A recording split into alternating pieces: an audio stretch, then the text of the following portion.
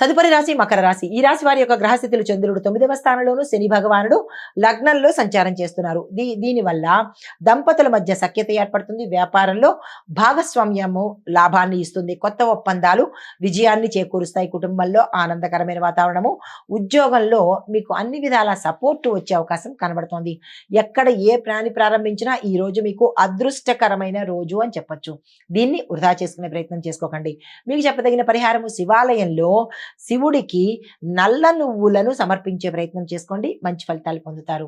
తదుపరి రాశి కుంభరాశి. ఈ రాశి వారి యొక్క గ్రహస్థితులు చంద్రుడు 2వ స్థానంలోను, శని భగవానుడు 12వ స్థానంలో సంచారం చేస్తున్నారు.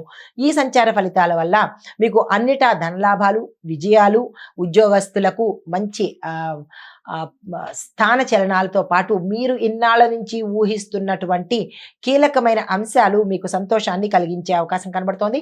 కొత్త పరిచయాలు లాభాన్ని తెచ్చిపెడతాయి. రాజకీయంగా చాలా ఉన్నతమైన స్థానానికి వెళ్ళబోతున్నారు. కుటుంబపరంగా చూసినట్టయితే కనుక విశేషమైన అన్యోన్యమైన ఆనందకరమైన వాతావరణం కుటుంబంలో కనబడుతోంది.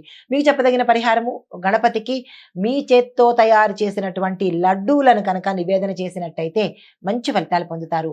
కొని ఆర్డర్ పెట్టి మాత్రం పెట్టకండి. ఇది గమనికగా తీసుకోండి. తరువాత మీనరాశి వాళ్ళకి చూసుకున్నట్టయితే కనుక చంద్రుడు లగ్నంలోను, గురువు 3వ స్థానంలోనూ సంచారం చేస్తున్నారు. ఈ సంచార ఫలితంగా మీలో కొత్త ఉత్సాహం పెరుగుతుంది. ఆత్మవిశ్వాసం పెరిగే అవకాశం ఉంది. కొత్త ప్రణాళికలు విజయవంతమయ్యే అవకాశం కూడా గోచరిస్తోంది. ఉద్యోగంలో గుర్తింపు ఉంటుంది. వ్యాపారంలో లాభాలు వస్తాయి.